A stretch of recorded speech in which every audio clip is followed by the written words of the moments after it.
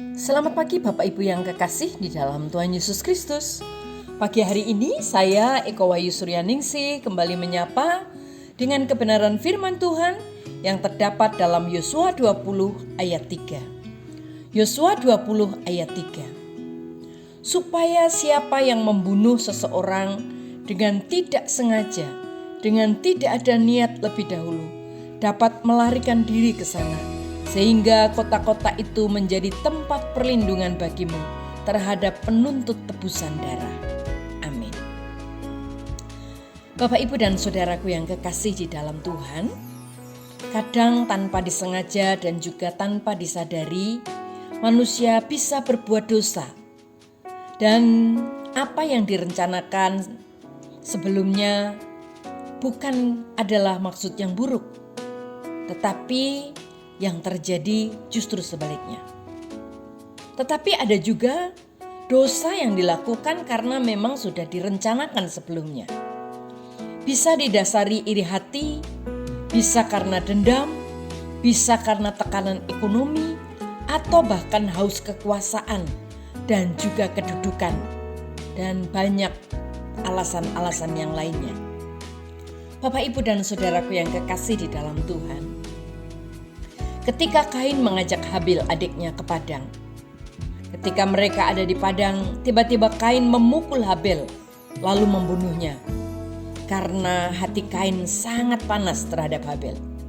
Dikisahkan dalam Kejadian 4 ayat 5 dan 8. Demikian juga kisah Daud, di mana Daud menulis surat kepada Yoab dan mengirimkannya dengan perantaraan Uria, agar Yoab menempatkan Uria di barisan depan dalam pertempuran yang paling hebat, kemudian mengundurkan diri daripadanya, supaya Uria terbunuh mati karena Daud ingin mengambil istri Uria menjadi istrinya. Dalam kisah 2 Samuel 11. Pembunuhan-pembunuhan yang dilakukan dengan sengaja ini mendapat hukuman, sehingga firman Tuhan tertulis di dalam Kejadian 4, terkutuklah Kain.